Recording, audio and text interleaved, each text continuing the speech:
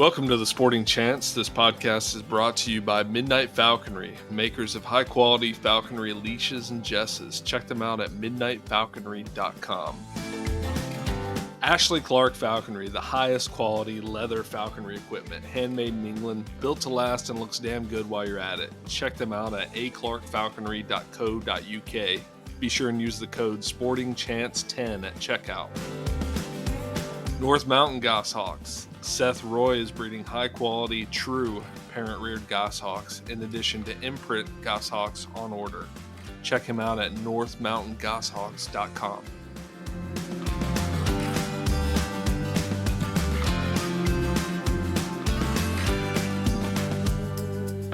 All right, welcome everybody to the Sporting Chance podcast. I am one of your hosts, Aaron Kincaid. And I am the other host, Casey Everett. And we are joined today by an old friend of mine from North Carolina, Eric Harrold. Eric, thank you for joining us. Sure. And I am officially old. I hit the big 5-0 in March. So, woo! Nice. Yeah. You made it. Yeah, they say if you don't grow up by 50, you don't have to. So, yeah, I'm down with that. It's so weird, when my parents were 40, they're full-blown adults, and I'm approaching 40 and I'm nowhere near it. Yeah, I feel like a child, basically. Yeah, even though I have a job and, own a house and cars and have a kid, I still feel like a child. Yeah, same here, dude, for real. I own a German short-haired pointer, so it's easy to feel. If I'm not feeling like a child, she is. So even at good point, not grown up any. So. All righty. So, Eric, I know you from North Carolina. Since I met you years ago, you have moved, and you are now residing in Northwest Iowa. That's correct. O'Brien County is my county of residence. So. But you wouldn't know O'Brien County from any of its neighbors. I mean, they all look alike. Yeah, Iowa's a pretty standard kind of state, huh? Yeah. I mean, I don't think a lot of people realize the difference from east to west. I mean, there's a fair bit of difference when you get over near the Mississippi River.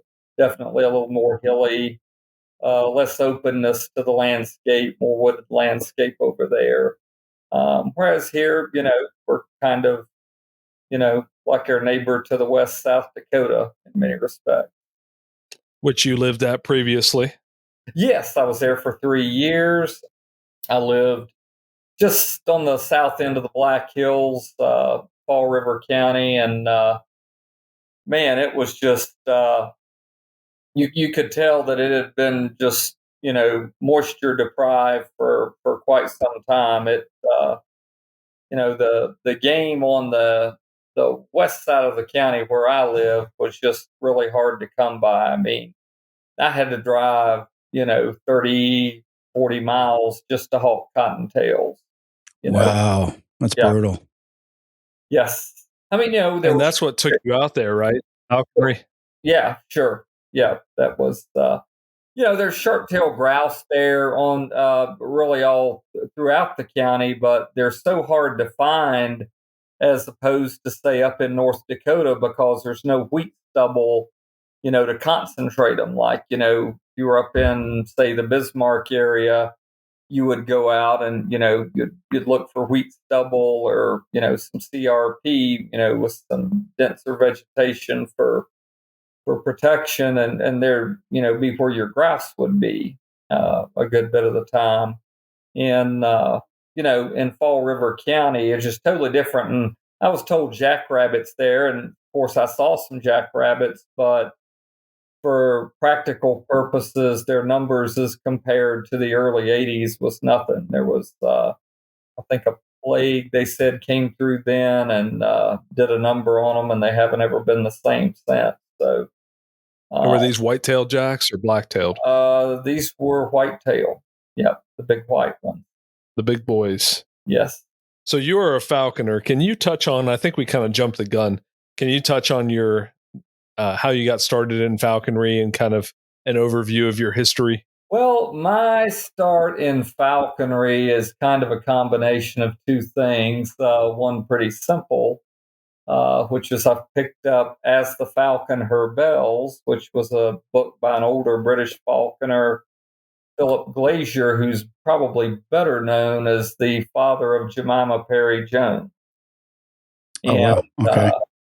so, his in that book, he wrote about his adventures with his uncle, who he referred to as Unc, and he made falconry sound adventurous and fun, and with just enough unpredictability, not too much, but just to make it sound like something that just would be really exciting. So that was one very big reason that book really drove me. But the other thing was the rebel in me kind of was looking for a way to confront the fact that hawks were still there in Wilkes County where I grew up.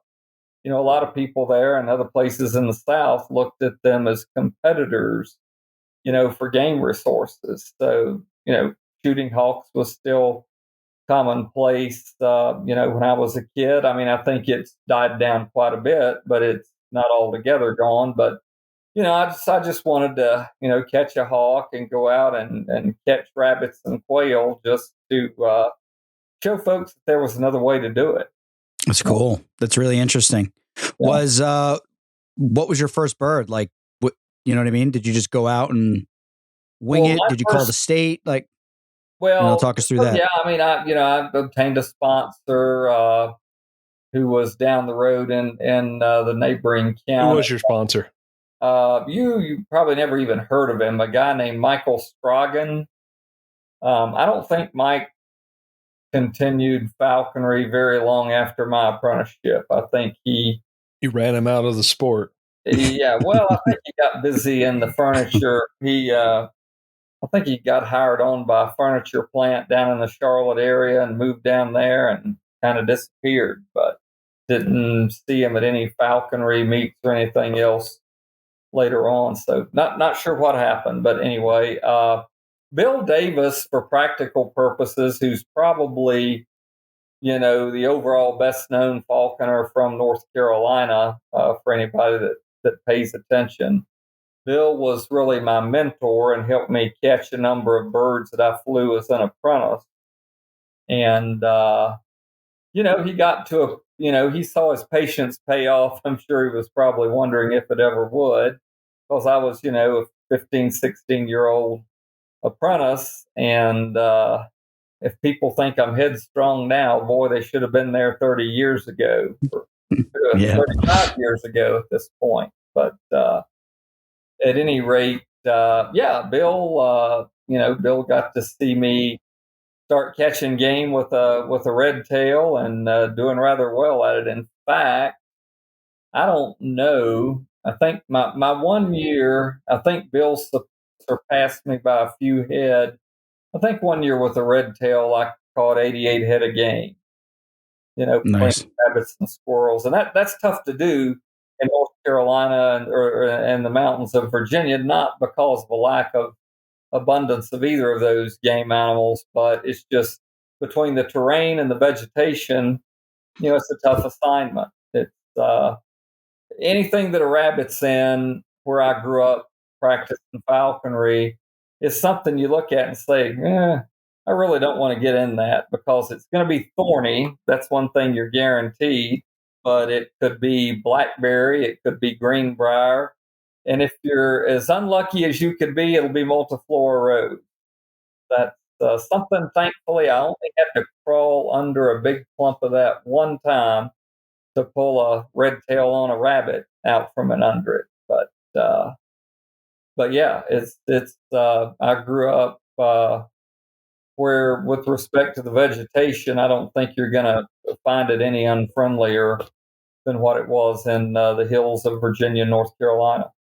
It is rough country there for sure. That's part of the reason I got dachshunds, is because I was tired of beating brush. Yeah, I wanted a dog that I could just send in there. Yeah, that was my question. If you were running dogs back then, flying red tails, or did you have any interest in dogs, or you just did it by, just old fashioned manpower It beating the took me brush? a while. My first dog, let me think about this. Actually, that was my first dog was a rat terrier named Jumper. And Jumper came into my life in, I think, fall, winter of 2004. And he died out in South Dakota about less than a month, actually, of being 16 years old.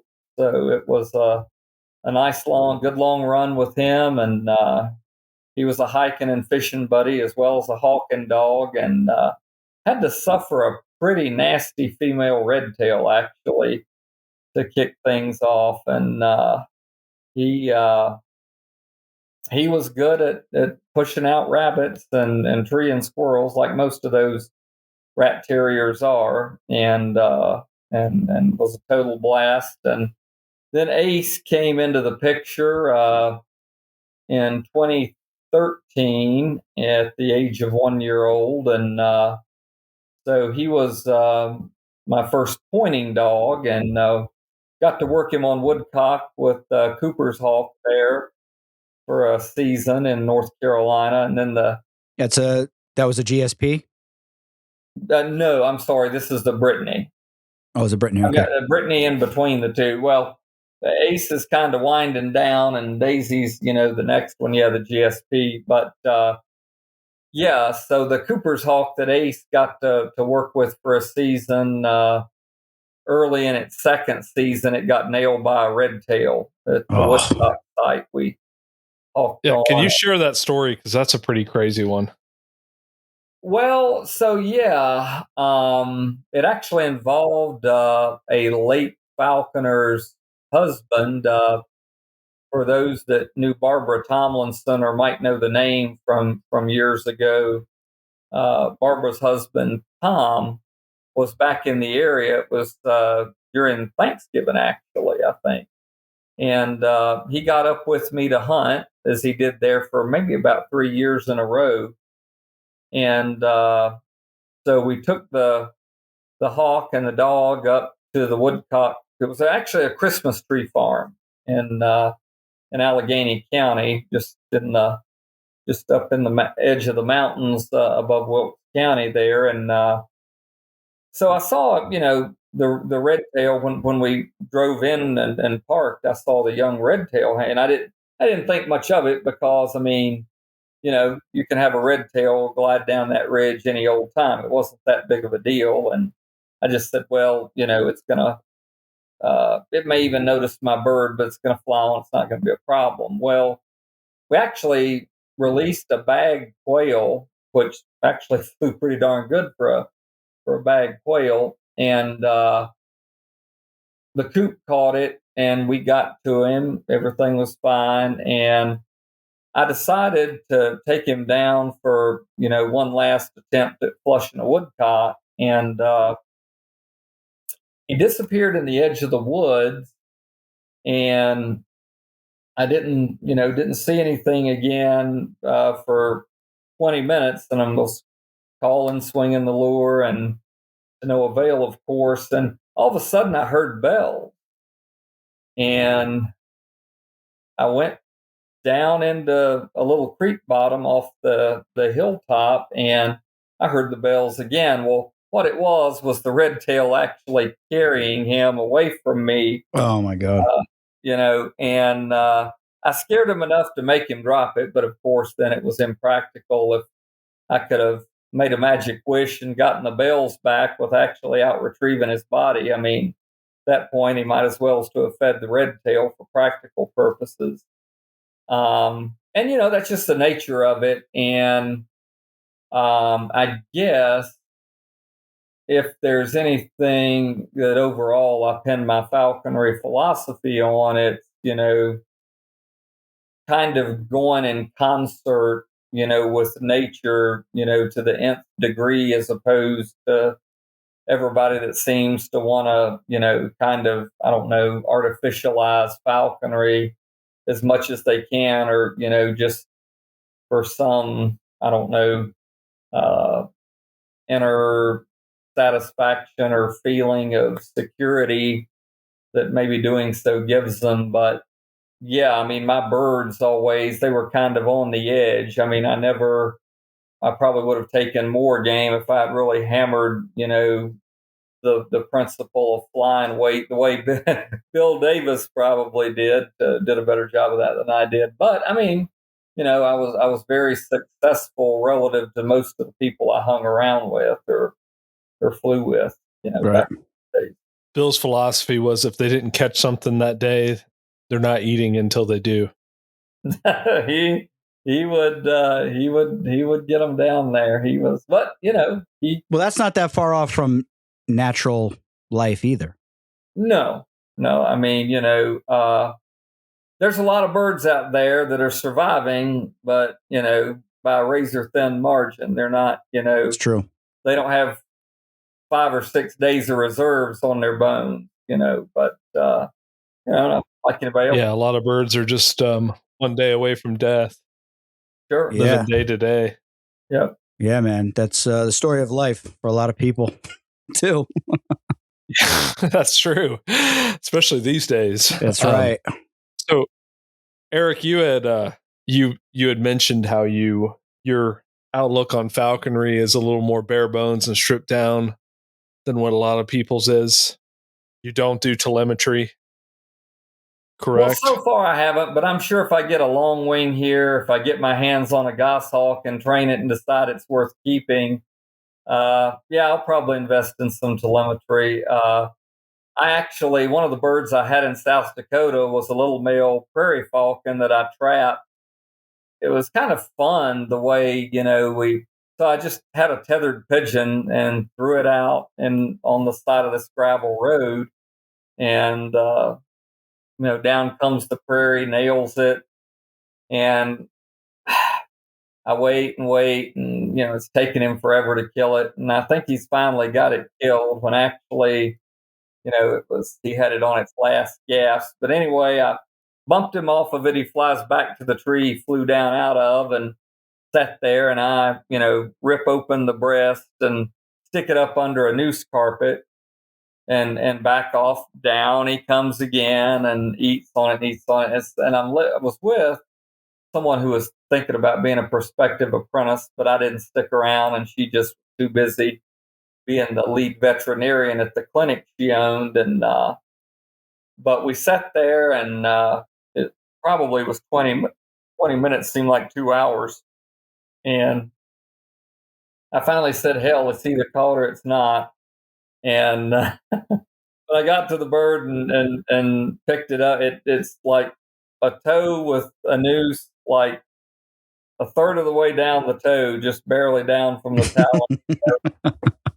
So that's all it took. And I tell you, for the first 2 weeks with that bird, my poor right hand, because I'm left-handed, have birds sitting on the left hand, of course, and man, that bird just hammered. I mean, hammered my knuckle. Just biting you? Oh, yeah. It was just, my hand looked terrible. And, but the one thing I was most proud of with that bird, for that to be my first long wing and the first bird that I ever really seriously hooded, oh man, I had that bird hooding like a charm. It was of course, male prairies aren't really, I guess, the worst bird in the worst long wing in the world, maybe since there's female prairies anyhow. But yeah, I would think, hooding your first falcon would be an easy place to screw up. But that's one thing I passed with flying colors. But unfortunately, as with, falconry birds in general there, but especially a male prairie, I just really didn't have anything to offer him in that area where I lived. So I would take him out and just, lure fly him. And I got to the point that I would take him to this canyon, turn him loose as I entered the canyon, and I might not see that bird for 20 minutes, sometimes maybe 30 minutes. And I would walk down the trail the better part of a mile, turn around, come back. And so this canyon had like a kind of a trail / road that kind of went down into the bottom and wound its way up the other side of the canyon. And when I would get to the other side of the canyon, come out on the rim, there that little bastard would be in the top of a pine tree. And he, there was only really a couple of times that I ever had to look for him at all, or maybe make a second loop around. But, I didn't get rid of him until I turned him loose. So to fly a male prairie falcon the way I did without telemetry and not lose it, not everybody can, I imagine not everybody that attempted to do that would succeed. Yeah, that's pretty impressive. Yeah, I don't know jack shit about long wings. That's a hole in my falconry. I would love to experience it, but Eric, as you know, this part of the country is not the spot for that. Oh, sure. And let me be honest. I thought, I'm glad I had got my hands on that bird. Just to me, it's it's hard to visualize and really have an appreciation for certain aspects of long wing falconry if you've never essentially been around it. And like I had seen prior to getting my hands on that prairie, Ross Dirks, a good friend of mine here in Northwest Iowa, lives down the road 35 miles from me, a retired veterinarian. I went out with Ross years ago, a handful of times, and, a couple individuals in North Dakota, and there may even be somebody I'm going to leave out here. But the bottom line is still, I never had an appreciation for how rangy are they, how worried do you have to be? How soon do you have to wave a pigeon when you see a falcon flying away from you? And he actually never really tested, that sort of thing. Anytime he was out of sight, he turned back up. If long wings aren't pretty early or perhaps the first thing in your falconry, then you just have no idea in your head as to how it's going to work before you do it. So I would freak out when the bird skied out and turned into a little dot. I'd piss myself, especially if it was one I liked. Well, yeah. Casey, have you ever flown a long wing? I know you've flown long wings, but have you ever had one wait on? No, not at any real pitch at all. But I was just going to say my first experience seeing a long wing, it was the same thing like you're saying, Aaron. My buddy Brian pulls out this gyrfalcon and it just rouses on the glove and then just flies in a straight line for like off into the distance. And I'm like, dude, your bird is just taking. I'm like, what are you doing? And he's just standing there. He's like, relax. And then like the thing makes like a quarter mile, like giant loop, like a speck. And then just keeps doing that until it's like right above us. And he's like, see? And I'm like, holy crap. Like it's a whole different world, But yeah, on that same point about having a bird that does that, I had a merlin that would, if it lost sight of me, it'd come back and look for me. It would tail chase a dove off into the sunset, and then I'd start freaking out and swinging lures and stuff. And then it was like clockwork. If I would have just sat there and was patient for 20 minutes, it would just zoop right back over me, looking for me. Yeah, that's kind of every now and then you get a bird like that too. If I had to pick, my final 3 birds would be another prairie, a goshawk, and a merlin. Yeah, that's a good set right there. Yeah. If I lived up in Northwest Iowa, I think I would have to have a falcon. Yeah, and let me tell you why. That's it. So between a falcon and a goshawk here, I mean, either of those are pheasant birds. With the big falcon of whatever species or breed. Here, because of property boundaries are fairly, it's different than out in South Dakota. So the situation you get into in South Dakota, there's some obviously damn good pheasant hawking out there. But if you're in South Central South Dakota, in or around reservation lands, then you get, that either or jurisdiction. And if your bird disappears, it's real hilly, like on Rosebud Indian Reservation or just north of it, where I've got a friend in Wood, South Dakota.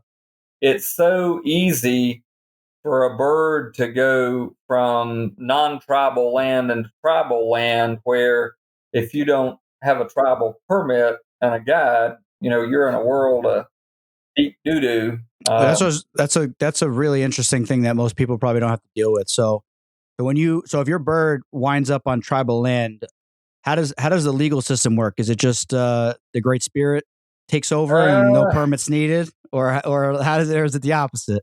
I'm just glad I never had to find the answer to that question. It was funny. During the COVID era of 2020, I was driving across as I was working as a reporter. I was actually covering news in Rosebud and helping to keep the newspaper office open a day or two a week. So I came on to Pine Ridge, which is where the Wounded Knee massacre occurred, and they rotated people. Tribal residents took turns working the gates at the reservation boundary. And after I trapped that prairie falcon, I was riding with him hooded on the, sitting there beside me in the car, and this dude, this old cranky kind of, just you can't tell sometimes if they're drunk or sober. They're some state of in between. And he says, "Is that a falcon, man? That's cool as hell." And no, so I never had to deal with getting, any authorities called on me in those situations. But I was actually going to make a comparison, and here it's probably just farmers can be as bad as tribal law enforcement, I guess, and that here they're kind of sensitive to trespassing on private land. So, but in Iowa law, of course, you have the right to retrieve your bird, and so you're protected there. It can't be worse than North Carolina is with private property.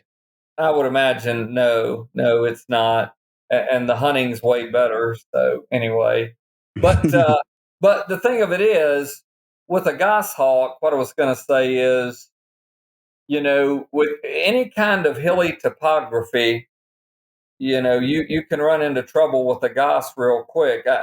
You can have all the telemetry in the world on a bird, and if that bird knows you're coming and doesn't want you to get to it, it doesn't matter. Right. So here, I think from a practicality standpoint and keeping up with a bird, a long wing's probably the better bet, because sooner or later it's going to get up off the ground and go sit on a pole, and it's probably going to sit there for a long time and preen at some point. So I think, as far as if I had to make a decision on that basis, I'd probably go with a long wing here. But but yeah, couldn't go wrong with either. And but my friend Ross, he had the worst luck of anybody. Last year at the start of the season, he lost the falcon in October. I'm not sure if the goshawk is Siberian goss, which was bred by Lance Christensen. I'm not sure if it made it into November. It was a very short amount of time, but the falcon had caught an infected pigeon, probably with avian herpes, was what Ross suspected. And by the time he got to it, it had broke in and started feeding, and it was dead like 3 or 4 days later. The goshawk, he was flying on a little piece of public land beside a subdivision, a site he had flown at for, countless times with that same bird over an 11-year period. And this time the bird chased a rabbit in there and slammed into a glass railing and was dead right there beneath it. So, yeah. That sucks. Casey always says that rabbit hawking is the most dangerous hawking there is. Yep.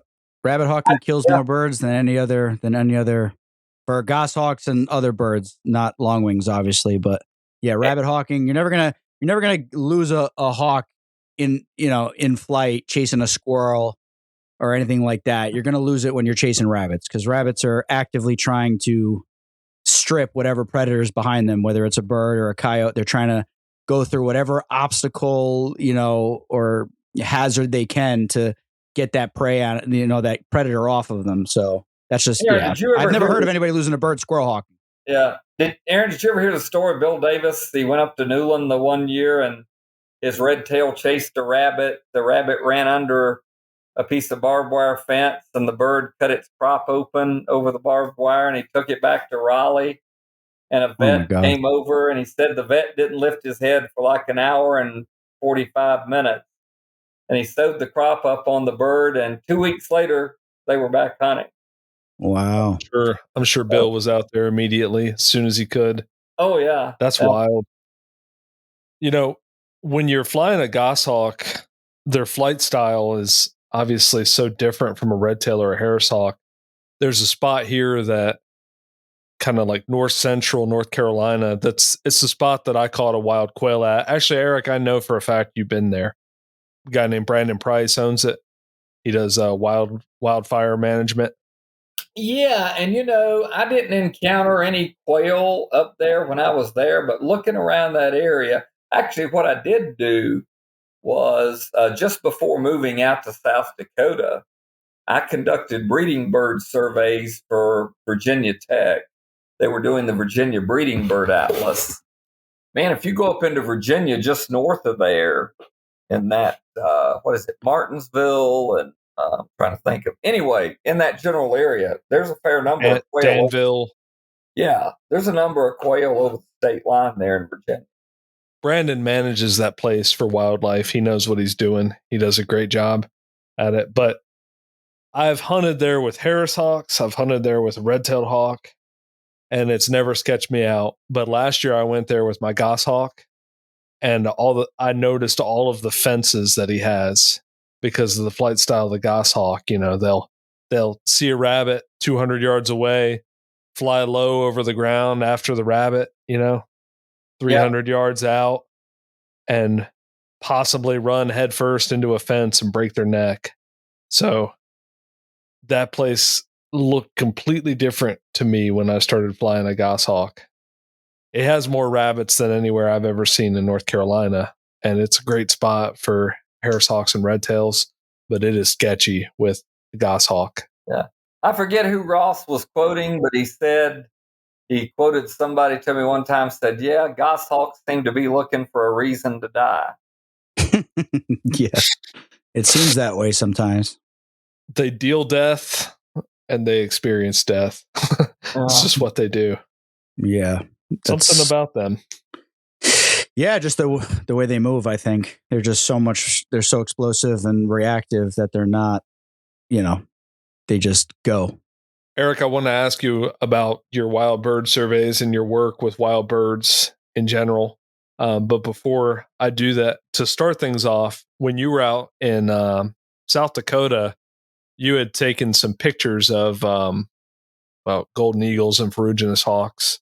I think you saw a golden eagle nest there, you observed. But you also saw wild goshawks too, didn't you?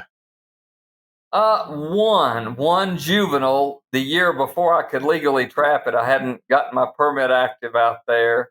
And of course, that's the year I saw a juvenile goshawk. Not once, but about the same bird 6 times. Yep. It was always a wildlife management area. And that would kill me. Oh, shoot. It kind of, at some point I'll start having nightmares about it. Wonder I haven't already, but yeah. I think some listeners probably would have just trapped it, but anyway. Some hosts might have trapped it too. Yeah, possibly. Here's the interesting thing. I had a U.S. Fish and Wildlife Service law enforcement officer on the east side of the county. He ended up retiring, I think, by the time I left. He was no longer working for him, but this was a guy who had been involved in several eagle poaching busts. He went out one time with somebody, and they they handed him a gun to let him have his shot at shooting an eagle coming into a carcass. And of course, he shot high, and missed the bird. And the guy wrestled the gun away from him and said, "Here, I'm going to show you how it's done." And the eagle comes in to, for a landing. And of course, the guy blows it away. And not sure that he was arrested Jeez. that day if they were waiting for bigger and even more evidence on him. But yeah, so I had one of those to deter me from any temptation to right. Yeah. So that's pretty crazy. Law enforcement just sat there and let the guy shoot an eagle just to get evidence on him. Well, they're undercover, so he's trying to track down the bigger fish to get, and then all that will be brought up later when they're all arrested. But he doesn't want to blow his cover for one eagle when he could get 10 eagles for 10 other people killing him. Yeah. And I think it's hard though, Yeah. He was involved in a couple of major operations that netted several people. So, but he was, Did you ever read the book The Pilgrim and the Cowboy? Pilgrim and the Cowboy. It was about the big sting operation, what they call it, Operation Falcon. Oh yeah, back in '86. Yep. Do you know any details on that? I really don't. Either of you? See, I was an apprentice in 1989, 90. And so I heard about it because it was just, 3 years earlier. I got to hear some interesting perspective. Like one person was a well-known falconer, Jack Orr, out in Idaho. Jack was involved with the Peregrine Fund for many years. He was kind of the troubleshooter on the project, the hack site that I was tending to in 1995. And, I got to sit with him around a campfire a few times that summer and hear about Operation Falcon, among other things, as well as, going up and surveying for Greenland peregrine iris and that sort of thing. And Jack lives in the very middle of nowhere in Idaho. Like, to go to a gas station for Jack, it was 23 miles down the dirt road. He lived up. God. To go to a bona fide grocery store, I think in Pocatello, it was 126 miles. It's my kind of guy. That's where I want to live. So if you've ever seen Mountain Men on Nat Geo, the Mountain Men show, his brother Tom. I knew I recognized the name. Yeah, Tom Orr is a guest on about every episode. So. Was Tom the Montana guy who would make bows and stuff Correct. Like that? Yeah, that's Tom. I'm pretty sure he went to visit his brother once on the show, didn't he? He did, yes. And I barely saw it. I got to see Jack walk in the door or something at his cabin. But he talked about he had a red-tailed hawk that he'd had for a long, long time that he was going to release. Huh. At the time I was around, he had white jeers. He had been flying white jeers on sage grouse. Well, a lot of it was probably for television, dramatized for television. Yeah. So the Operation Falcon, if you read the book Pilgrim and the Cowboy, I'm glancing up at it on my shelf here. Bob Pendergrass gave me a copy, Eric. I think it probably won't sit well with you if you're a falconer and you read it. Favor with Bob. He never would lend me a book. Oh, well, I think I'm Bob's favorite apprentice for sure. He's had a lot of apprentices. So. Yeah. But regardless, so that question started with your experience working with wild birds, not in falconry. Oh, where were we going? You had mentioned earlier doing the songbird surveys in Virginia. Yeah, so I've done similar bird work in, let's see, North Dakota, South Dakota, Minnesota, Iowa. If you count pheasant counts, I've done it in Nebraska. So a lot of the upper Midwest, I've gotten paid to conduct bird surveys. Yeah. So you're always keeping an eye on bird populations and what's flying around. Sure. And keeping my ear on them as much as my eye, because when you're out doing breeding bird surveys, it's a 95 to 5% probability that you will hear the bird as opposed to see it. Right. Okay. That makes sense. There's a very good chance 95% of the birds you detect will be orally. You will not visually detect them. And you have got some interesting perspectives on the state of birders and conservation right now. Well, yeah, I mean, I've always, I identify as a birder, but I get very frustrated when I look at, or what I would refer to as the lost opportunities birders have had to partner with hunters. I guess one of the best examples was years ago when Audubon, North Carolina, had the chance to work with the Rough Grouse Society, on creating some early successional openings in national forest tracts. The not in my backyard crowd surfaced there around Blowing Rock, and Audubon catered to them. Tell us more about that. What is that? Well, NIMBY's it's just an unofficial acronym used to describe people that, you can do it 100 miles away, but you're not going to do it right here where I like to go hiking or within eyesight. It's not going to be an eyesore in my backyard. And clear cuts, which are attractive to grouse, woodcock, as well as nesting golden wing warblers.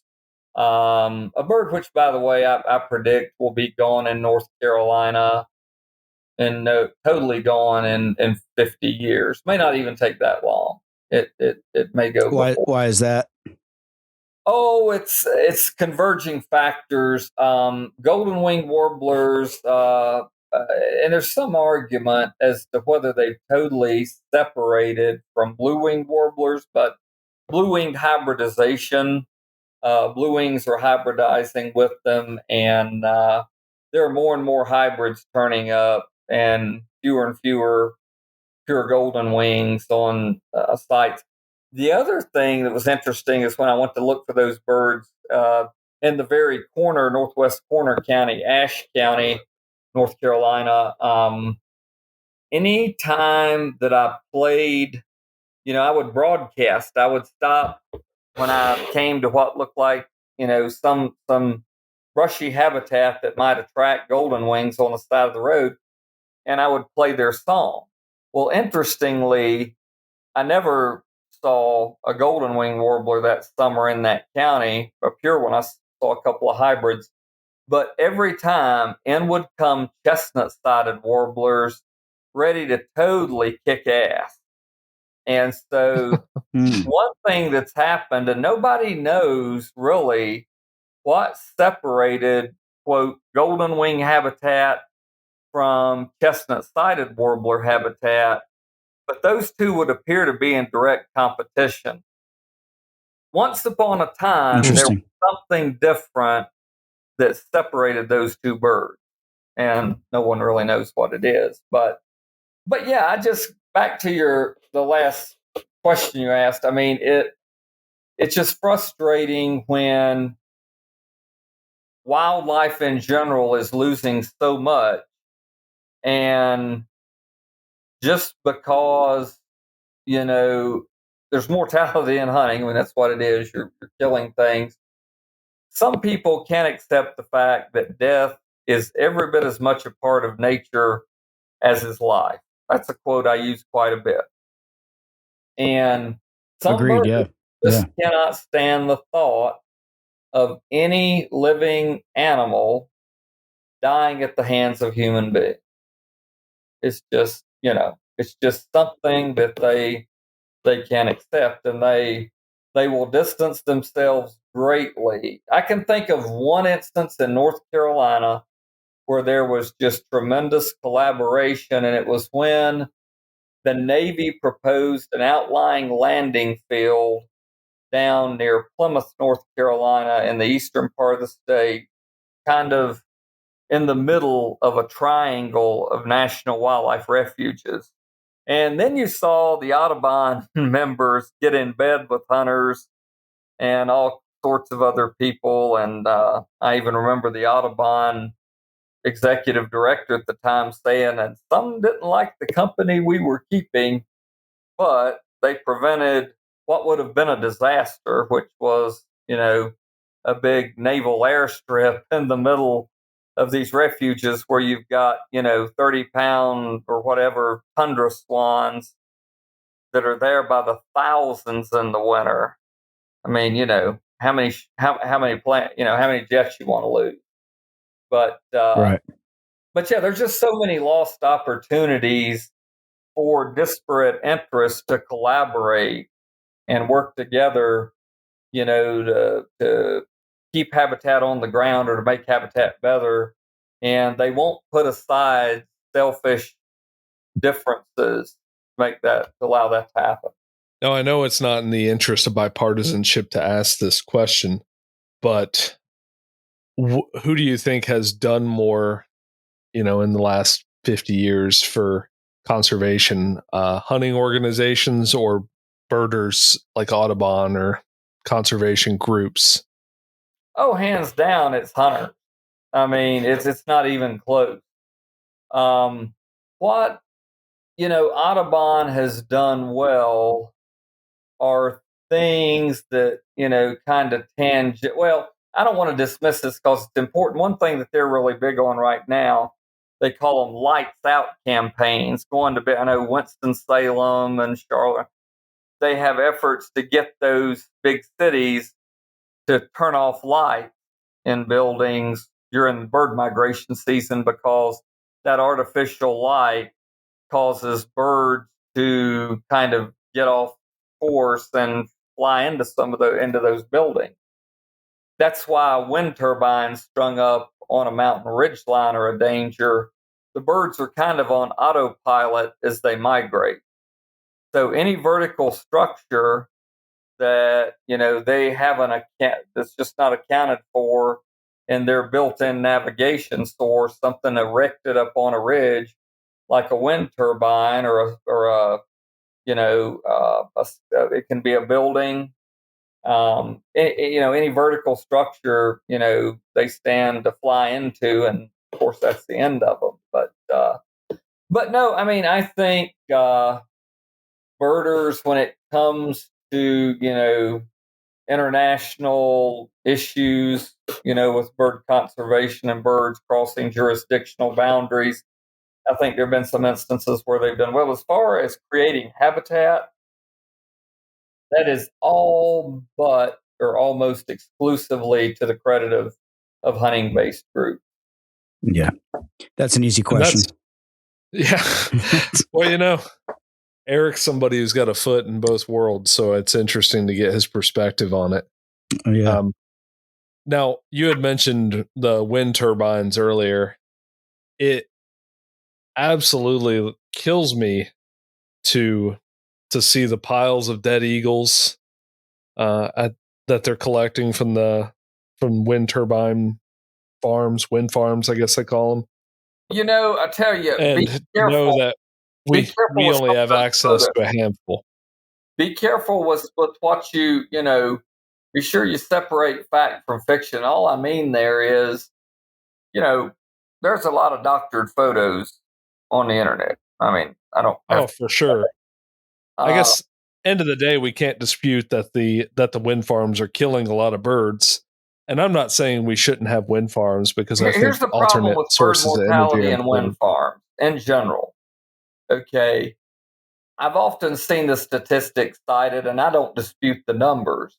But here's the thing: that 300 and some thousand birds that wind farms collectively kill includes a lot of habitat specialists and declining species. The the 8 million robins that domestic cats catch in the United States every year, pretty low. That's and I that don't gets even, my blood boiling. yeah, and I throw that number out there. I don't know how many robins per se are caught, but there's a lot of, I call them common as dirt birds. When I was a grad student at UNC Charlotte working on barred owls, we had a arboretum there beside the biology building, and I saw Carolina wrens, catbirds, all your little, run of the mill, common as dirt, woodland bird species hatch fledglings, and there were cats crawling all over the place. There were, I saw birds fledge in a situation where you'd have thought, there's no way birds are going to be able to breed and raise nestlings and get them out of the nest with all these. There were people I cussed out a couple of people bringing large pans of cat food and leaving them on campus to feed cats. Yeah. Oh my God, dude. Oh my God. Yeah. Yeah. And there's an do you remember there's an environmental center here, we won't say who they are, that we were at one time, Eric, for a falconry display, and we found out that they had a feral cat colony at the environmental education center.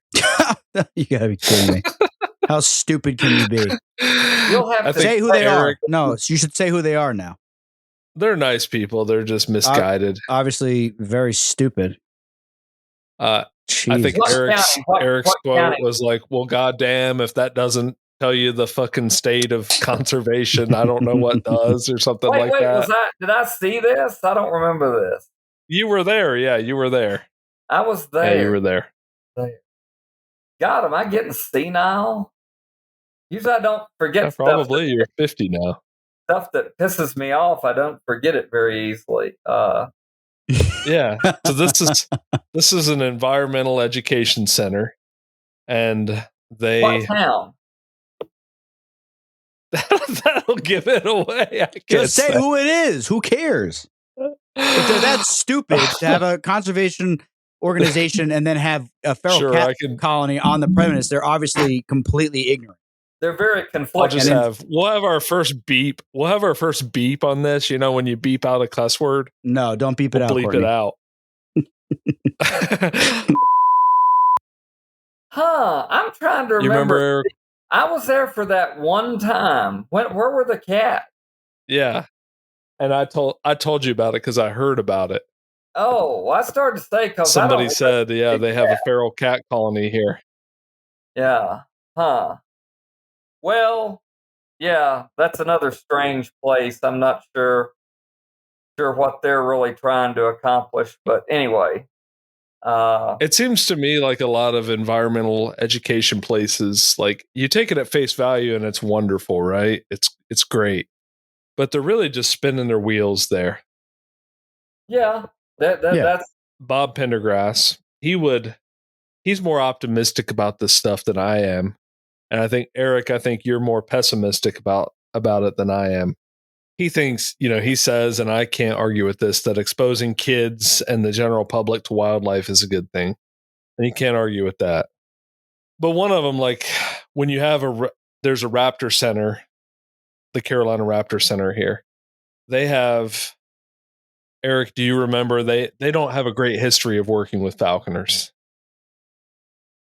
When I was there, I don't know if they just decided they were going to put up with me, or there was at least a time when I was there during my graduate school days because I would bring in bird food. I would bring in, here's something out of the freezer that my red tail caught. I mean, that was probably actually years after I was there. But, they probably just threw it in the trash when you left. Yeah, I was just going to say, they're just going to throw it away. Yeah, I mean, it's always a funny, sort of vibe you get at a facility like that. But I found a way to, So they, on display there, they've got a bunch of exotics, Sure. A bunch of exotic birds there. Like they have eagle owls. Oh, go ahead. Yeah, well, they got eagle owls. They have, at one point, they had a battler eagle. the battler eagle got away and escaped and was never found again. Just all types of exotic stuff. The eagle owls breed and they addle the eggs rather than sell the babies, give them away to other qualified people. They just addle the eggs. And I asked Bob, I'm like, why does this raptor rehabilitation and education center have all these exotic animals there? Like they need to focus on, their scope needs to be on the native stuff, you know? Yeah, in my opinion. I totally agree. And they're collecting all of these exotics to display there. Not to mention they're releasing birds that are probably going to go their death, and every single bird I've given to them, because you can track the progress of the birds. So if you're, for instance, I'll give you a great for instance. I was out trapping with my apprentice and we trapped a red tail that had a leg that had a bone shard sticking through it on its tarsus. We took it there. 2 hours later, I checked in on it, euthanized. I trapped Cooper's hawks out of warehouses, and at their request, I've done it for them. Take it there, check in on it, dead, starves to death. Perfectly healthy bird. One time, somebody's hawk caught a red-shouldered hawk while we were out doing falconry. We took the red-shouldered in, euthanized. That we probably should have just released all of these birds. Yeah, they don't even give them a chance. They just here's euthanize. The thing. I mean, and this is the example I use. You know, you pick up a red tail that's banged up on the side of the road, you take it in, they rehab it, they get it releasable. You really, what's the damn thing going to do? You know, if it was a red tail that hunted along road, and maybe most red tails have a chance to do that. But, you know, the long and short of it is most of the birds that go through there probably never live long enough to go through a reproduction cycle. Most of them probably never acquire mate and contribute to the breeding population again.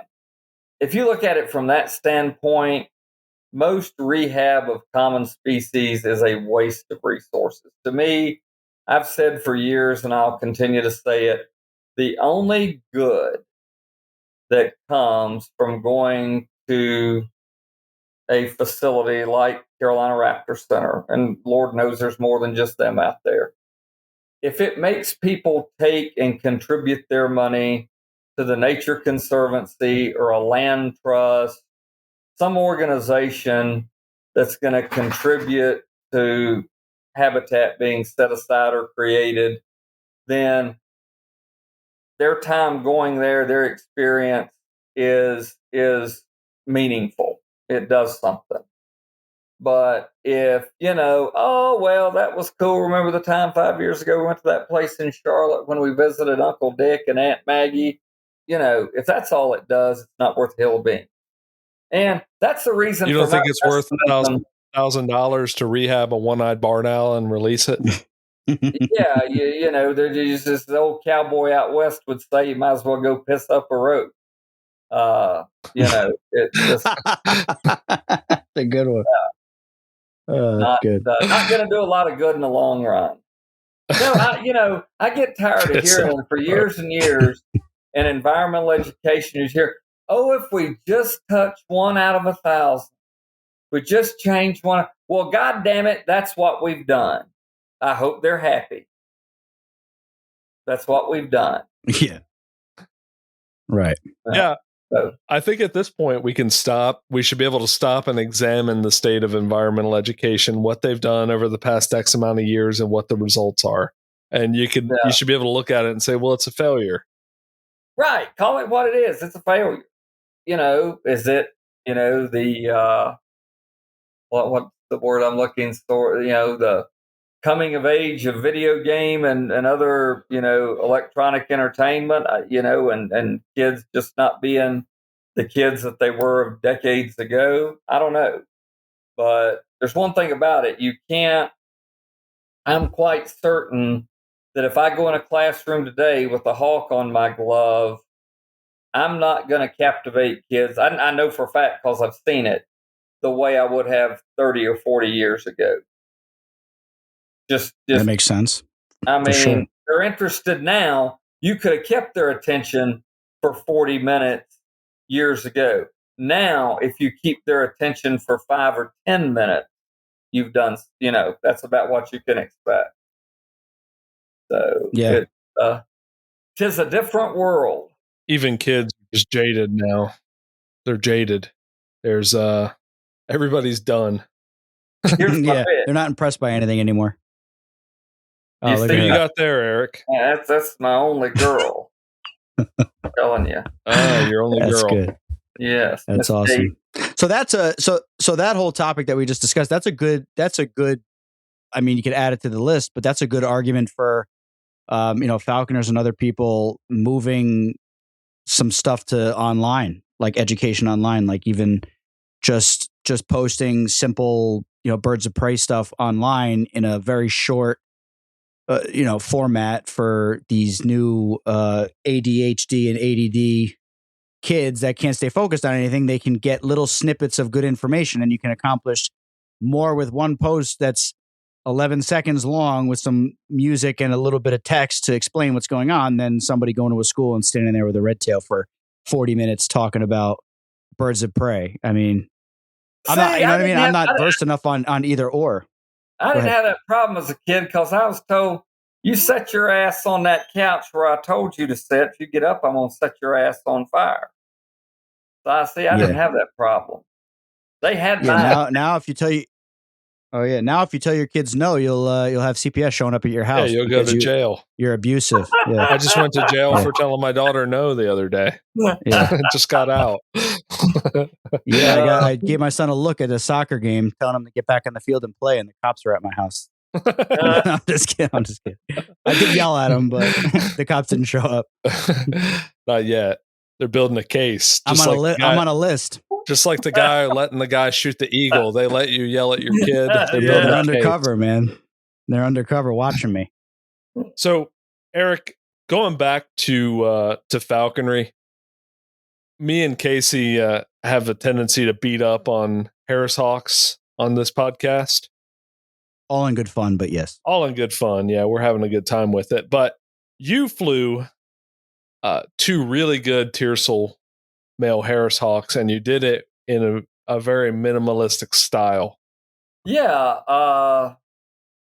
2 birds that you wound up with, by the way. Yeah, I ended up with those birds. One of them died shortly thereafter in the muse of mysterious causes. The other is still with me. You're like the Raptor Center. Yeah, I'm like the Raptor Center. I get my hands on a bird and it dies. It mysteriously dies a couple of days later. Actually, it's the Rapture Center. They would constantly. Yeah, pretty much. Pretty much. That's good. That's great. That's great. All jokes aside, I feel the need to step in and say, that's just a joke, okay? About me, not the Rapture Center. Oh, okay.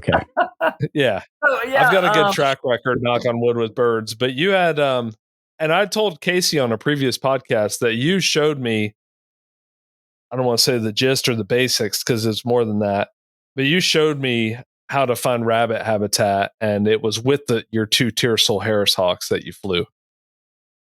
Yeah, I'll never forget the look on your face. We had really gone out that day, and really had your young bird out first, and it had a couple of nice chases, and just couldn't put one in the bag. And we get the 2 Harris hawk, my 2 birds out, and go there behind the house. And before we could even get down to them in the woods, there's a rabbit squealing. And so nice. That one must have really just decided to try to hop along from one little patch to another at all the wrong time, because there was I don't even think my dog was over there where they were at that point. But anyway, we caught a rabbit before we ever really got started. Those Harrises, this is true of any falconry bird. I mean, it's a reflection of the time you put into it. But I think with Harrises, you can go out and you can half-ass it with a Harris hawk, and you're still going to catch something. But to see those birds really do what they can do, I mean, you gotta, it's like anything else. You gotta put in the time. You gotta have them down to weight. Boy, I mean, a lot of people, it just takes that experience of learning what a difference a half ounce makes. Well, in my case, I know I was taking my birds out at one time at 24 ounces. This male redtail, by the way, I got him to, that was his low flying weight was like 23 and a half. So he actually flew at roughly the same weight as my Harris Hawk, smallest redtail I've about ever. Well, I've had one of the redtail that small, but anyway, at 24 ounces, when I would try to recall, get them back in the vehicle to load up and go home, they pull that bullshit of flying and trying to swipe food off your glove and grab and go, as I used to call it. And so when you would get them down to 22 and a half, then all the bullshit stopped. Then, it's, let's land on your glove, get in the giant hood and go home and get a crop full of food. So, it's an easy. You used to go hawking with them with no tidbits, no telemetry. You didn't even have a falconry glove. It was just your briar bibs and your hawks. Yeah. Well, I always had a glove, and I thought I almost always had tidbits, but maybe I forgot them once or twice. I'm sure I had. I didn't have tidbits. No, you could go in and grab. Right. You're right. I didn't tidbit them after I got them trained, and we were hunting and catching rabbits. The hell with a tidbit. Yet they don't need it. You could go in there, and if you grabbed the rabbit and dispatched it, they would leave the rabbit, and you could just walk around with the rabbit, and they wouldn't even come after it. Well, they knew better. I knocked the shit out of them. No, I mean, I just, they just were.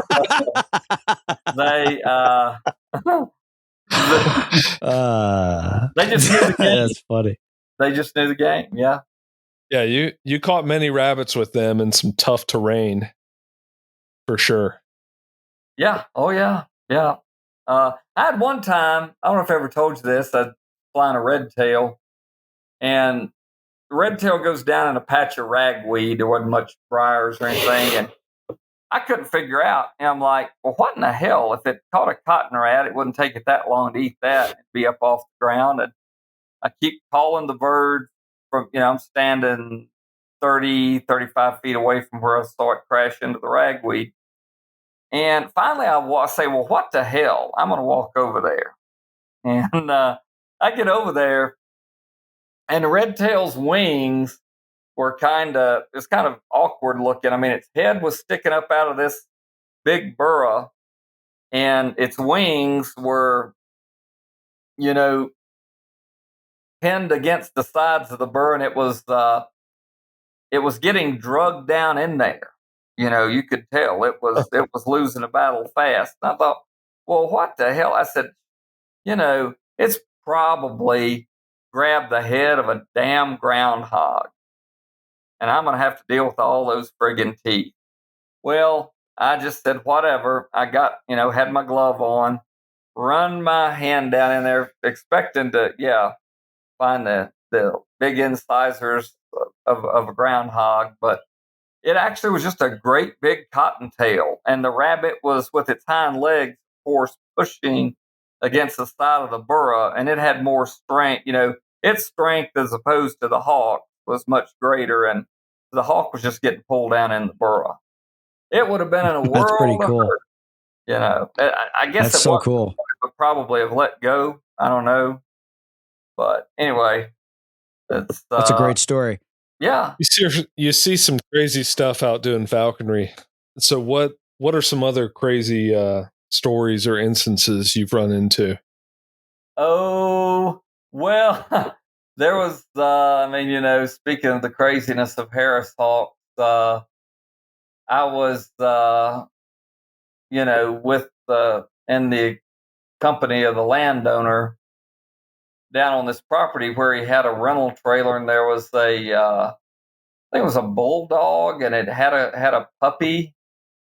And anyway, the puppy was outside, and the Harris Hawk grabs goes over and grabs the puppy in the air. Puppy's freaking out. And the dog's about to jump through a window. The mother, to get to the puppy. And, oh, Lord, let's see. I know I've got something better than that. Probably multiple things better than that if I sweep back through the cobweb. Have you ever found a dead body? Have you ever found a dead human?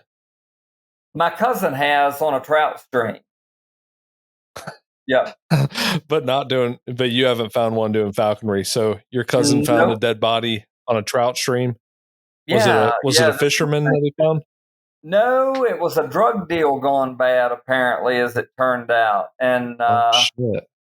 Yeah, and it was right along National Park Service land in Allegheny County, and right along Blue Ridge Parkway. I think the park ranger that saw him ended up testifying. He, of course, didn't connect them with the body, but they were out walking around, and one or two of them had a gun. And he said, well, it's nothing to me, but or maybe it was a state game warden and they were on NPS land. Anyway, it ended up, when my cousin found it, they reported it to the sheriff's department.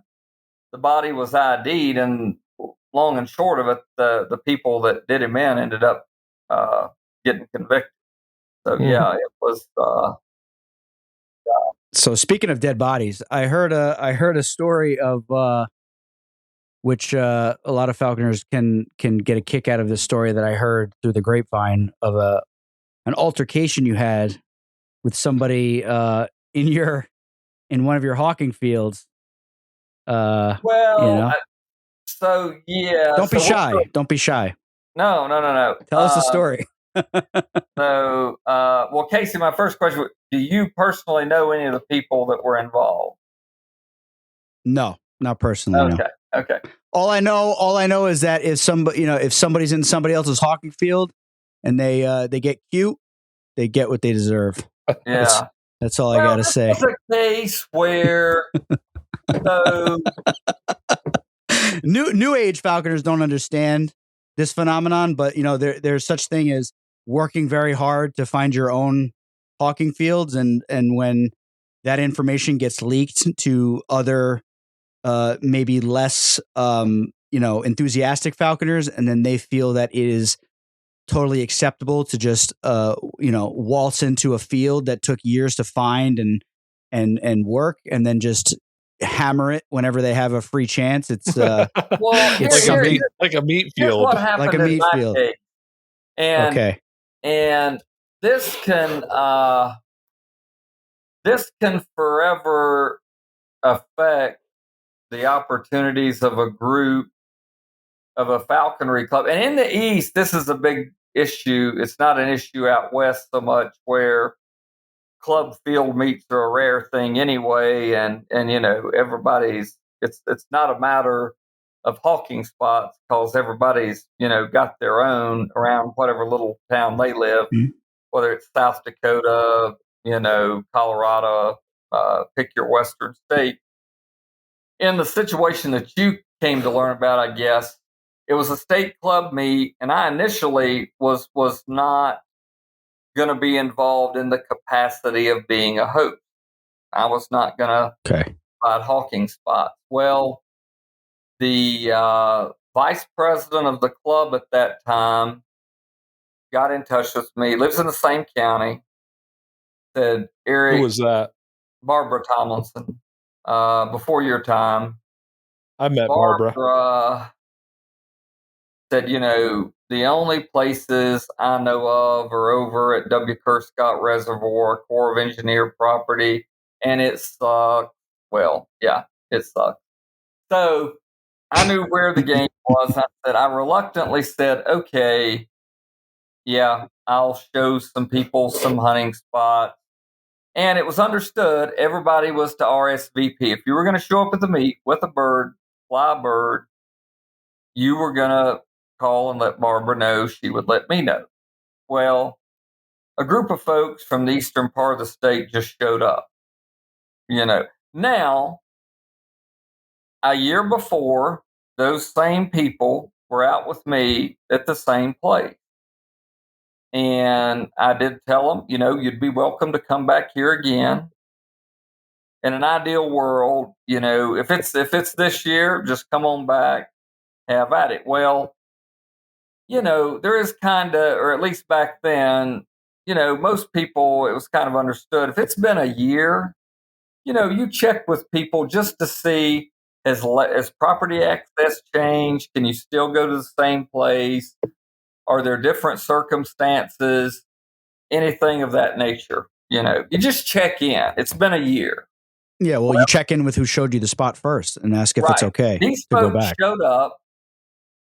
And the funny thing is, the guy that I really, as I'm going to describe it here, really kind of had it out with, he and I have spoken since then, and some of the others that, weren't in the heated conversation that just kind of got butthurt, they've kind of bad-mouthed me and ignored me ever since.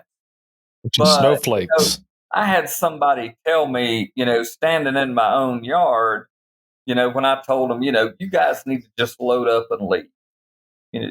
I was upset that these folks were at a spot where I had in mind to take some other people the next day. So this guy, you were at that field. You were at that field, and those gentlemen showed up. There was a group of people in the field, in the property across the road from my house, and then there was a couple of guys sitting in the yard in my house. We were just kind of there. Okay. Yeah, just kind of chillaxing in my yard. And I went up to those two and I said, well, what's going on? Well, we're hunting. I said, yeah, I can see you're hunting. I said, who, where's the phone call? Who to check in with? I kind of walked away from them back to the couple. I was actually in the company of another couple of falconers that day. And we had been up at another location hunting, I had no idea these people were at my house. And I walked back over to them. I said, you just need to go over there, get the rest of the party, and you guys just leave, just head out.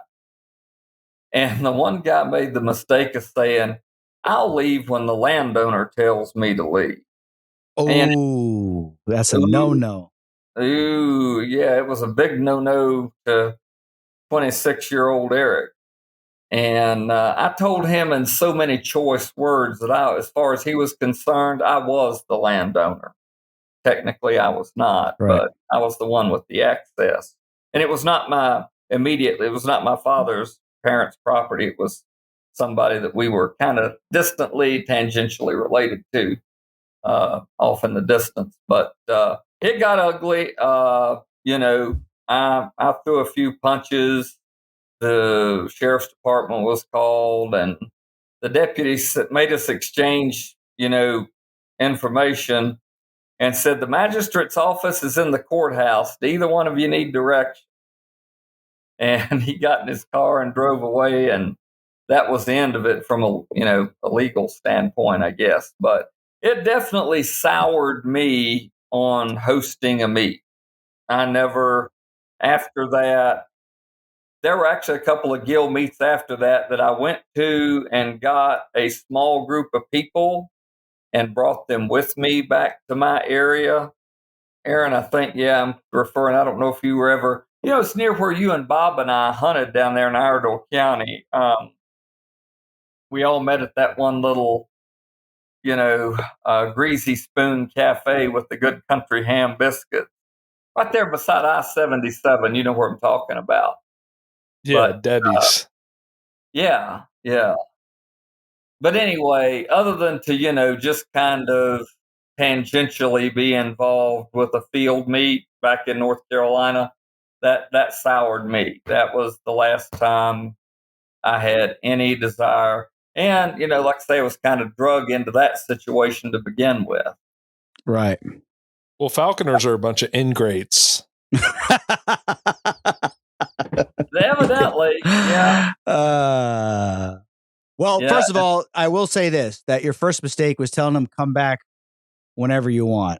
I would have said you're not to come back here under any circumstances unless you ask me first, and then I will decide during that phone call. So can we talk about how it happened? So he was in a lawn chair in your lawn, just hanging out. They were just, and then what happened? I remember they were just sitting on the ground, actually leaning sitting with their hands kind of leaning back on their hands and their arms. Like they owned the place. Yeah.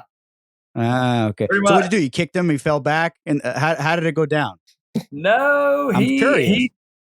He just sat there and kept mouthing off. And this is nothing I'm particularly proud of, but I said, that's fine. We understand. I'm going to light his candle one way or the other. So I just spit on the bastard.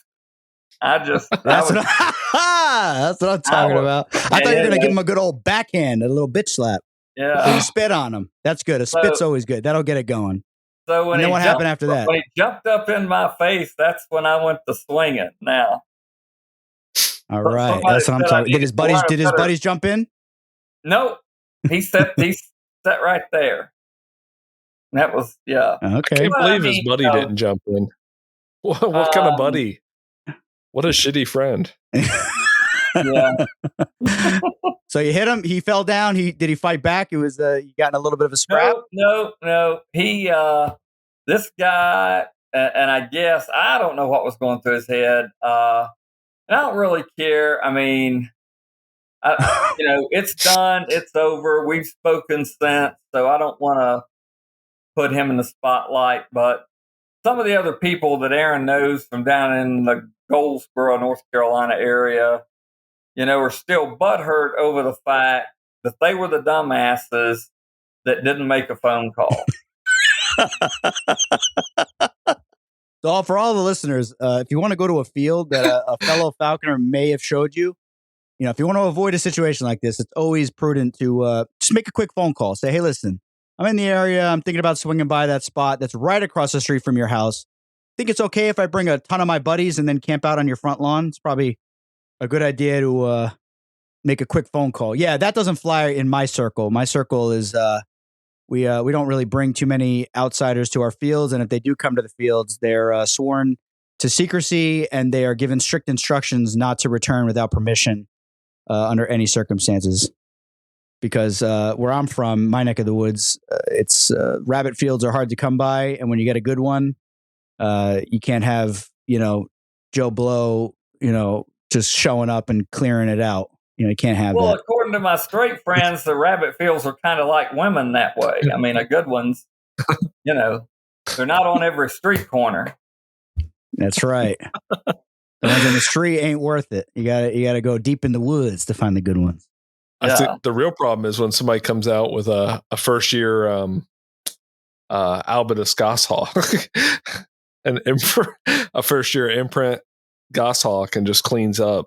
Yeah, and then they think they could just keep going there and killing everything under the guise of getting my bird going, quote unquote. Hey, Aaron, you asked me about weird stuff I've seen or been at. So it was at a falconry meet when I was at NC State. This was in Raleigh, so this was like on a school site, even on the edge of a school property. We had someone, I think it was a young red tail, and it was just needing that one.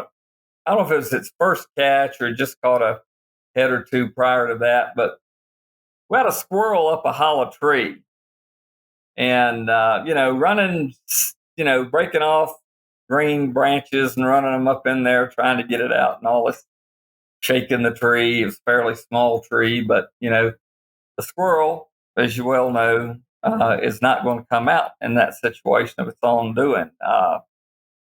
So somebody got the idea, well, hell, just build a little fire. And so sure enough, we got a bunch of leaves and shoved in the base of the tree and lit them on fire and sent smoke up through there. Sure as hell, that little fucker fell right out of there.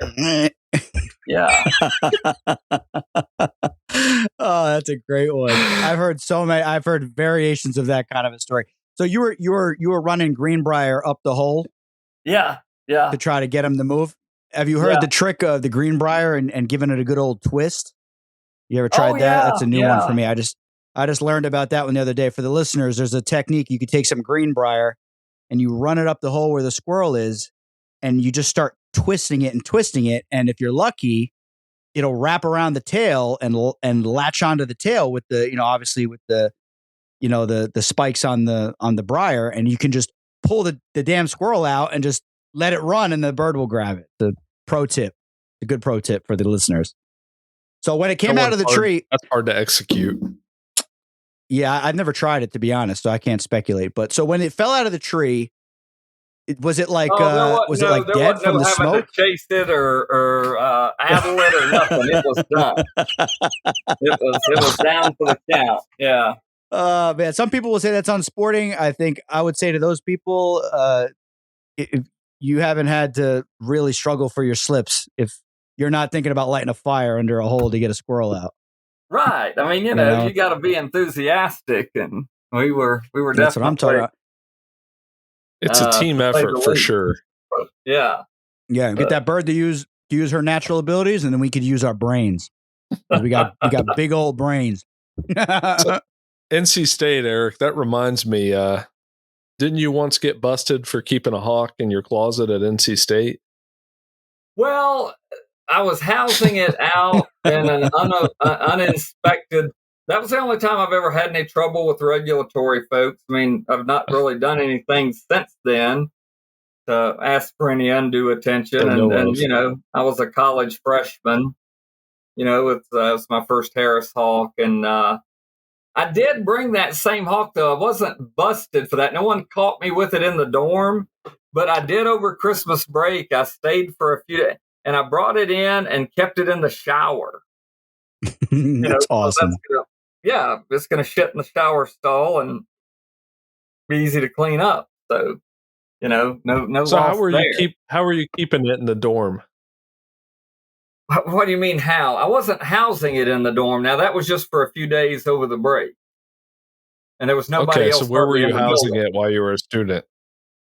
Just another fellow wildlife program student, family resident. Okay. Yeah. So I heard the story wrong. You weren't keeping it in the dorm. No. It was not being kept in a dorm. But I see how that misconstrued. Yeah, that's how those things go. I heard another student at NC State rained hell on the squirrels there with her red tail. I don't know who that would be. That would have been after my time, I guess. Yeah, definitely after your time. How dumb people can be, how out of touch with reality people can be when it comes to animals. We had a dumb bunch of Peckerwoods come in to meet with an animal behavior professor. And they pleaded with him to get the university to do something about the red-tailed hawk catching squirrels on campus in front of their faces. Ooh.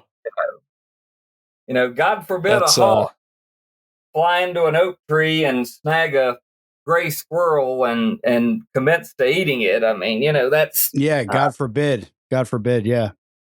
It's insane to me. It's like it's incredible to me that people are so detached from reality of the world and nature that a bird of prey simply eating its food is traumatizing to these people. Yeah. It's just it's completely ridiculous. Those people exist. I mean, there's no two ways about it. So on those same terms of discussion, you said something right when the episode first began about that you are, you're minimalistic with the way that you practice falconry, and you said that some people like to, I guess, make it kind of an emotional thing. You were alluding to. What are your thoughts on that?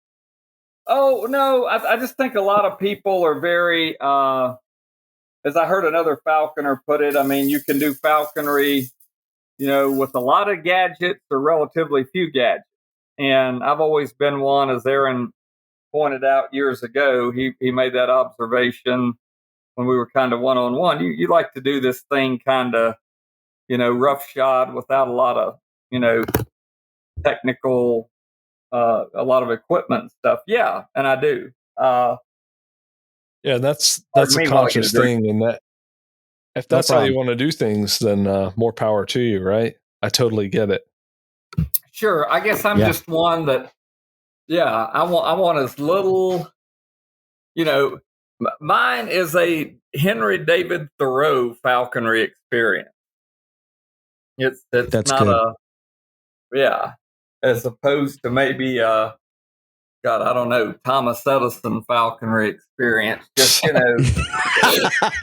That's great. That's a great comparison. That's great. And you're mostly interested in flying native species to where you live now, correct? Yeah. Something that I could expect to trap nearby or within a day drive or something. Yeah. So the idea of buying a bird at this point is not appealing to you, huh? Well, no, I'll end up buying one if I just can't trap, a big female prairie or a goshawk on one of the pheasant farms. I've got a lead out in South Dakota. Actually, it's a place where you could catch either a goshawk or a prairie falcon, ironically. Probably have Nice. both coming in there. Do the prairies hang around pheasant farms? Oh, hell yeah. Yeah. They bust their asses. Say what now? Pheasant farms are a great. I was just saying, through the grapevine and talking to different people throughout the country, pheasant farms in goshawk habitat or migration corridors, it's a great resource to get your hands on a nice passage goshawk. Depending on where you're at, all different birds will stop in. I think I was talking to one falconer. I think Jeff Reddick was telling me about it, that they I want to say that they spotted like the landowner and / them going out trying to trap. They spotted like something like 12 different individual, passage goshawks going to this pheasant farm and making passes at these pheasant. And they had a very unique opportunity to get, to trap passage goshawks, which most people in the country don't have that opportunity, which is pretty cool. Right. So, what state is that in that you're referring to? That you would have, not that you don't have to tell us the exact spot, but just you said Idaho. I'm thinking of a Dakota. Dakota. Okay. In Dakota land. Very cool. Very cool. Don't worry. You don't have to tell. You already said which Dakota it was, in case he just wasn't listening. I'm gonna go back and listen now. And boy, that really narrows it down. A pheasant farm in the Dakotas. Wow. Oh yeah, that's gonna be easy to find. Probably just one or two of those, right? Right. No joke. That's an interesting resource, though, to have is the pheasant farms. But you probably, if you go to eastern Iowa along the Mississippi in the right year, you could catch a passage goss. But Wisconsin, there's a number of places where if you go to a pheasant farm, it could be a number of states. So are those nearby passage birds, or are these birds migrating somewhere, or are they just dispersing from nest sites? Yeah, they're migrants. They're migrants. The bird I saw in South Dakota 4 years ago,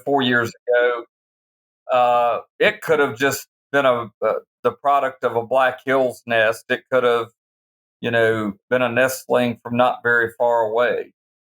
But it's really hard to say. There's no way to know. I'm pulling up flyways. So I guess the Central Flyway, are there goshawk? I'm assuming goshawks will nest up in the northern reaches of Canada and migrate south. Oh, you've got goshawks nesting. You've got goshawks nesting within probably 300 miles of me. Up in Minnesota. You don't have to go very far up into Minnesota, but you have nested goshawks. Yeah, Minnesota is a hot spot for sure. Yeah. So how far south do you think they're going? Missouri. They see them in Missouri in the winter. Yeah, that's a really I've always kind of wondered that myself personally. Like, I love goshawks, right? Everybody who knows me and Aaron knows that we love goshawks, and we love, we talk about them a lot. But yeah, that's like something I thought about it briefly, but I never really thought too deeply into it. Like, when they're migrating down, like, where are they stopping? How far are they going to Mexico? And no, Lord, you know what I mean? No, obviously. I think I'm just saying. They go. Yeah, I don't know how they go about selecting a wintering habitat, whether it's just a strong genetic predisposition to go so far, or whether they probably just get to a point, and if they catch something, they hang around, and if they get to a point that they're not catching enough food, then they move on. They're probably, they probably wander around. Golden eagles, I know for sure because I've seen the map. I've seen the maps where they've been satellite tagged. I mean, they can have winter ranges that are like, 100 miles in this direction, 100 miles in this direction. And I mean, they're. Wow, it's fascinating. Yeah. So I don't know that very fascinating. Eric, yeah. Now, I was just going to ask you, have you ever flown a goshawk? You've been a falconer for quite a while. I was just curious. No, not yet. Okay. Only a dream at this point. Now, I'm hoping in the next year or two to make it happen. You're missing out. Probably. You live in a great place for them, that's for sure. You'd have a lot of fun. And on that note, our current sponsor, North Mountain Goshawks, is currently sold out of goshawks at the moment. Darn. But a good friend of mine, Mark Moglich, who many of you listeners may know, he has quite a few eggs in the incubator. He has a list that's very long for females, so I don't know if there'll be a female available. But he makes very beautiful, very large hybrid, crosses. They're not really hybrids; they're Russian Albitus crosses. He may have some extra tiercels this year. If anyone's interested, reach out to Mark Moglich. You can find him on Instagram at Moglich Falcons. And yeah, he didn't ask me to do that. I'm just doing it because he makes great birds. I flew one of his tiercels a few years ago, and it was a phenomenal bird. Super laid back, extremely gamey. Caught gray squirrels. I think I caught 12 gray squirrels and like 20 something rabbits before he got fried on a power line. He was one of the best birds I ever had. So he may have some extra birds if anyone's looking. Just throwing it out there. So free plug, Mark. There you go. Now he owes you a goshawk. I've already flown three of his birds now. And they're great. They're excellent. High quality. All the goshawk guys that we deal with and that we would ever talk about on this program, they make very high quality, very good genetic lines, and you can't really go wrong. I do have one goal yet unfulfilled with a red tail, and that is to take a pheasant with a red tail. So this little tiercel I've got, he ought to be able to get the job done. Last year was weird when he would go after a pheasant. To me, this is what my eyes saw anyway. It's like when he would get to the pheasant, he thought he could just plop down on the ground beside it and run over and grab it or something, because he definitely was not going full bore at the pheasant at the end of the flight. You got a smart bird on your hands. So I'm hoping to give him a few baggies to start the season out this year. And hopefully he's going to be enthusiastic enough to lay a lick instead of just kind of, I don't know, dilly-dally when he's, gets to a pheasant. But he definitely wanted to chase. I've heard of red tails crashing in a brush, almost like a rabbit. The way pheasants will run around under brush. Yeah. And, once they know, once the bird understands that that's prey, I'm assuming they would treat it like any other quarry and just smash the living hell out of it. Well, and here, if a red tail's overwintering in northwest Iowa, it almost all but has to be catching a pheasant now and then, because especially if you have decent snow cover, there is nothing else. I mean, all the little rodents are buried under the snow for the most part during the daytime. And so a red tail just, going to have very little chance to make a living on rodents in the winter here. Just isn't going to happen. That makes sense. Yeah, makes perfect sense. Yeah. All right. Well, I think we probably could wrap it up now. Eric, is there anything else you'd like to touch on before we go? No, it's been a blast revisiting most aspects of my falconry past that you two managed to conjure up. yeah, if anybody has an extra goshawk, I mean, you could always send it my way. I'm potentially game for for an albitus, but no, it's been great. We had a lot of fun, and if either of you get a chance to come out here to the Midwest, I'll try to take you to a rabbit spot or two.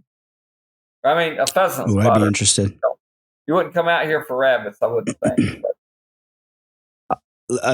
I'll catch rabbits anywhere, any day, anytime. I love rabbit hawking. Yeah, actually, the rabbit hawking in Virginia and North Carolina, for the most part, is better than it is here. The only place you're going to have rabbits here, and that's a frustration, was flying this red tail here this past year, is they're in town and they can be on an acreage, but it depends. So, right, yeah, much risky hawking is what you're saying. Yeah. It's so much easier. This may be hard for you to believe. It's 10 times easier to find a pheasant here than it is a rabbit. Wow. Well, you got to hunt what you got, right? Sounds like you need a goshawk, a Tiercel goshawk. Yeah. A Tiercel albitus would probably get the job done. That would definitely get the job done. Yeah, give him a call. Well, yeah, I'll keep him in mind. Listen, you guys have a good evening.